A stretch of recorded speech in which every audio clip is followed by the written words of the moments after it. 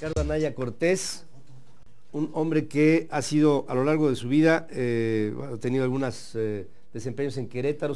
¿Ahí naciste? No, nací en el DF, Sí. pero me fui desde que estaba estudiando primaria a Querétaro y entonces pues prácticamente toda mi vida de estudiante y profesional fue allá en Querétaro. ¿Qué nos corrió, el sismo o qué? Sí, más o menos por ahí de 85, un poco después del pues ahí temblor, fue. la contaminación, aquella época que era muy complicada aquí en la Ciudad de México. Ajá. Más o menos en esa oleada fue que mis papás deciden que nos vayamos a Querétaro. Y ahí has hecho tu vida y ahora vuelves otra vez aquí a la capital de la República Mexicana con un hombre que es un personaje de la vida política de México. Ricardo, ya lo sabemos, ¿no? O sea, hay una absoluta división en el panismo y creo que esto le facilita el trabajo al PRI, que es un partido político que tiene muchos defectos el PRI, pero tiene una gran cualidad, que es esta unidad partidista de una absoluta disciplina, férrea disciplina, en donde pues ellos tratan con esto de evitar males mayores. ¿Qué derivó de todo esto, de la reunión que tienen en Los Cabos, de los enfrentamientos que Gustavo Enrique Madero tiene con Felipe Calderón? En fin, todo esto que la gente percibe como una división que debilita al Partido Acción Nacional, y que por otra parte estoy viendo que el PAN está subiendo en sus preferencias con todo y todo. ¿Cómo lo ves, Ricardo? Hay una parte razonable, una parte un poco insensata y al final una conclusión obligada. La parte razonable es: en el PAN creemos en la democracia, y cuando se vive en democracia se puede hablar con libertad, se puede pensar diferente, se puede expresar una opinión distinta al del otro, y me parece que eso es sano en la vida interna de un partido. Ahora, la parte insensata es que estemos consumiendo el grueso de nuestra energía, Pedro, Sí, en conflictos internos, en pelear entre nosotros, justamente cuando prácticamente todas las encuestas que se han hecho públicas dan cuenta de que el único partido mayoritario que ahorita está creciendo es el Partido Acción Nacional. Entonces, es un fenómeno curioso, ¿no? Que esté creciendo el nivel de preferencias de un partido político que está dando muestras de una división y de una confusión. Me parece que hay claridad en una agenda y eso los ciudadanos lo ven positivo. Y segundo, hay un contraste de la falta de resultados de este gobierno ya en 2 años de ejercicio. Horroroso. Digo, haciendo un recuento rapidísimo, la economía estancada, la reforma fiscal, el aumento de los impuestos resultó un desastre, el consumo se ha desplomado, 7 de cada 10 mexicanos, y son datos oficiales, dicen mi economía está peor que hace un año. Sí, señor. La economía está creciendo menos de la mitad de lo que crecía cuando gobernaba el PAN. En seguridad, pues el discurso era que había que cambiar la estrategia. Van 2 años y es hora que no está claro en qué consiste la nueva estrategia. No ha disminuido la violencia, han aumentado 15 y 20% el secuestro y la extorsión. En materia de deuda pública, recibieron un país con índices verdaderamente bajos en términos históricos de deuda, y este año 2015, obviamente con el voto en contra del PAN, la deuda que va a contratar el gobierno federal es la más alta cuando menos en los últimos 25 años, y quizá lo más grave de todo, el tema de la corrupción. Un escándalo tras otro, todavía este fin de semana ahí vienen nuevos escándalos y no hay consecuencia alguna. La regla general en México es: el político corrupto se sale con la suya, y me parece que en eso los ciudadanos están buscando una nueva alternativa. Y el PAN se propone, y particularmente quienes somos parte de una nueva generación en el PAN, pues como la opción para encabezar este cambio de rumbo, un cambio de rumbo que le dé al país la vía del crecimiento económico, que detenga la violencia, que corrija los errores de la reforma fiscal, que limpie la casa a partir del sistema anticorrupción, en fin, que cierre esta brecha que se ha abierto entre el gobierno y los ciudadanos. Yo veo claro que ese es nuestro empeño, ese es nuestro objetivo y esa es la misión, y por eso, regresando a tu pregunta, tenemos que poner un alto a los conflictos internos para dedicarnos a lo que verdaderamente le importa a la gente, Pedro. En ese tenemos que poner un alto. ¿Ves posibilidades concretas que en el corto plazo haya un proceso de conciliación? Estamos a nada de unas elecciones intermedias que serán las más importantes antes de las federales del 2018, que en algún momento incluso tú dijiste que en el 18 se recuperaría a la presidencia de la República, cosa que ya de suyo es algún compromiso. Por supuesto que sí lo veo, Pedro. Veo un ánimo de sensatez al interior del PAN, de entender que no podemos estar gastando energía en conflictos internos, de ser la opción viable para el cambio de rumbo en el país, de sacar un buen resultado electoral en la elección del 7 de junio Y si lo logramos, no tengo duda, de ahí nos enfilamos a recuperar la presidencia de México en 2018. ¿Con qué personaje? Eso me parece que se tendrá que resolver democráticamente, como es el PAN. Pasemos el 15, veamos quiénes son los interesados o las interesadas que levantan la mano y vayamos a un proceso interno democrático. Fíjate que yo he visto en últimos tiempos, Ricardo, que empiezan a surgir estas candidaturas ciudadanas que a mí en lo personal me entusiasman. Pero hablan de dos cosas. Habla de que hay, claro, un involucramiento de la ciudadanía, pero por otra parte habla de que hay un cierto hartazgo por partidos políticos de parte de grupos sociales que en México dicen, prefiero apoyar a Lagrimita que a un candidato local para Guadalajara cuando los partidos políticos caen en un desgaste bárbaro. Así es, ese es un fenómeno, lo comparto. Y el otro que hay que entender es que el electorado mexicano, en términos muy generales, se divide, digamos, en tercios. Hay un tercio razonablemente priista, pero hay 2 tercios que son francamente antipriistas. El problema es que cuando esos 2 tercios se hiperfragmentan, ninguna de las fracciones es suficiente para ganarle al otro tercio. Bueno, hay que pensar de cara al 18 quién puede encabezar una coalición que pueda ser capaz de ganar la elección. Ojalá pueda el PAN hacerlo por sí solo, apostando por sí mismo. No nos cerramos a una opción ciudadana, habrá que analizarlo. El PAN tiene una tradición de postular candidatos. Es decir, lo que no puede ser es que haya 2 tercios de mexicanos diciendo queremos un cambio de rumbo y que por no ponerse de acuerdo esos 2 tercios prevalezca el tercio que hoy está gobernando, que me parece no está haciendo las cosas bien simple y sencillamente. La semana pasada pasamos aquí un reportaje de un grupo de personas en la zona de Atlacomulco que estaban recibiendo a cambio de dar sus datos y su credencial de elector. Hemos sabido del corporativismo, cómo se opera y cómo la coerción y la inducción al voto es algo que se ha practicado en México a lo largo de toda la vida. No tiene ningún sentido que haya un proceso democrático en este país cuando se aprovecha de la ignorancia o del hambre o de la condición de muchos mexicanos. Y esto creo que el PRI lo hace muy bien. Muy mal para México, muy bien para ellos. Tengo claro que el PRI no ha cambiado en sus prácticas electorales, en utilizar los programas sociales, las despensas, ahora las televisiones, pero por más que se están empeñando, ahí están las encuestas a la vista de todos. El PRI se está desplomando, por cierto, también el PRD, PRI y PRD vienen en picada y el partido que está creciendo es el Partido Acción Nacional.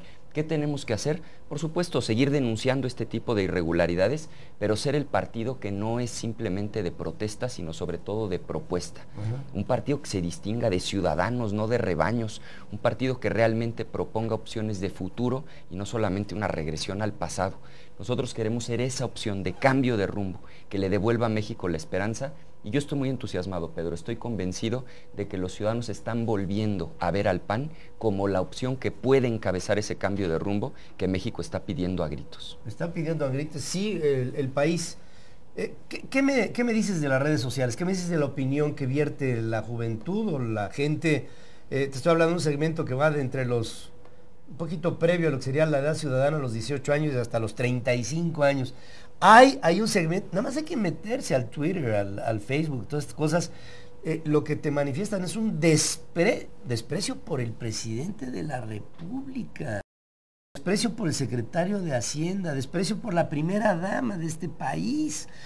Yo no había visto, Ricardo, en la historia del México que me ha tocado vivir, a un presidente que salga a defenderse personalmente de una problemática en micrófonos y podios presidenciales. En todo esto, ¿a dónde puede derivar desde la óptica panista, de donde tú puedes ver lo que desafortunadamente está haciendo un descrédito general del status quo? Primero, creo que las redes sociales son un extraordinario espacio de participación ciudadana. Han reempoderado a los ciudadanos que hoy, desde su computadora, desde su teléfono, participan, manifiestan su opinión. Segundo, sobre este tema en específico que ahora mencionas, que me parece fundamental, nosotros lo dijimos desde el principio, está alejadísimo de las mejores prácticas internacionales el que se nombre a un subordinado para investigar a su jefe, porque de suyo ahí mismo puede haber un conflicto de interés. Otro más. Entonces, ¿cuál es la solución de fondo? Pues lo que nosotros presentamos como iniciativa desde el mes de noviembre, el sistema anticorrupción, con 4 ejes fundamentales. Primero, empoderar a los ciudadanos, con los observatorios ciudadanos. Pedro, nadie sabe mejor dónde están los corruptos que los propios ciudadanos. Abramos el espacio para la denuncia. Segundo, control interno, pero con un mínimo de seriedad, es decir, que al secretario de la Función Pública, como lo dice nuestra iniciativa, pues lo tenga que ratificar el Senado por mayoría calificada, que no pueda ser una persona que pueda nombrar y remover libremente el presidente.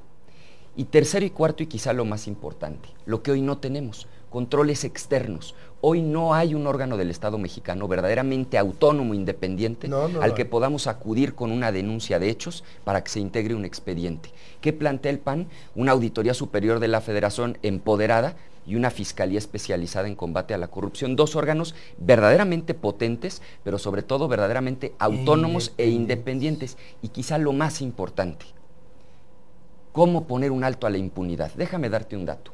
En la última cuenta pública, la Auditoría Superior de la Federación integró más de 2,000 expedientes de acusación. Cada expediente dice qué funcionario violó la norma, qué norma violó, y que por lo tanto ahí hay un presunto acto de corrupción para que se inicie un procedimiento sancionador y se imponga una sanción. De 2,500 expedientes, ¿sabes cuántos funcionarios en el país recibieron la sanción máxima? 7. ¿Por qué solo 7 de 2,500? Porque cuando la auditoría tiene el expediente, ¿a quién se lo manda? Al que es el empleado del alcalde, el empleado del gobernador o el empleado del presidente, que se llaman contralores. Que acaba siendo un subordinado. Bueno, un subordinado. ¿Cuándo un empleado de un gobernador se va a empeñar en sancionar a su jefe, el gobernador, o a su compañero del gabinete, que es el de Obras Públicas, o al que hace las compras, que es el oficial mayor? ¿Qué propone la iniciativa del PAN? Quitarle la facultad de sanción a estos empleados en los 3 órganos de gobierno y darle la facultad de sanción a un Tribunal Federal de Cuentas autónomo y al Poder Judicial de la Federación. Yo no tengo duda, Pedro, si pasa esta iniciativa que presentó el PAN, que es reforma constitucional, los ciudadanos van a empezar a ver las consecuencias. La nota frecuente va a ser pues, que los políticos corruptos están siendo sancionados y están yendo a dar a donde tiene que ser, a la cárcel. Eso es lo que nosotros proponemos como solución de fondo. Lo que creo frustra a los mexicanos es, diario hay un nuevo escándalo, una nueva acusación, la gente se manifiesta, se inundan las redes sociales, pero al final no pasa absolutamente nada. La regla es que el corrupto se sale con la suya. Lo que nosotros estamos planteando es una solución de fondo, seria, integral, un sistema anticorrupción robusto que verdaderamente ponga un alto a la corrupción. Y hay algunas opiniones que marcan, por ejemplo, que en el caso del gobierno federal, no tanto es que se estén ahora curando a través de esta vacuna con la Función Pública, que por cierto, durante 2 años fue hecha a un lado como un encargado del despacho en una secretaría que junto con la Secretaría de Seguridad Pública Federal, el presidente no aceptaba como un órgano dentro de su gabinete operando como secretarías de Estado. Ponen a un hombre habilitado para cubrir el expediente y después reviven a una Secretaría de la Función Pública para justificar un hecho específico que tenía que ver con él, con los intereses de su esposa y con los intereses del propio Luis Videgaray, que por cierto, Luis Videgaray es de la misma camada de Virgilio Andrade en el ITAM, cuando Virgilio es presidente de la Sociedad de Alumnos y Luis Videgaray era quien lo apoyaba dentro del propio esquema estudiantil de aquel tiempo para proyectarse hacia esa posición. O sea, no puede ser que un hombre bajo esas condiciones tenga una neutralidad pretendida para juzgar a estas personas cuando hay tanto oprobio de parte de la sociedad. Pero además, Pedro, nosotros llevamos mucho tiempo diciéndolo, no es una posición de ayer oportunista. Ahí está la iniciativa, la presentamos el 4 de noviembre.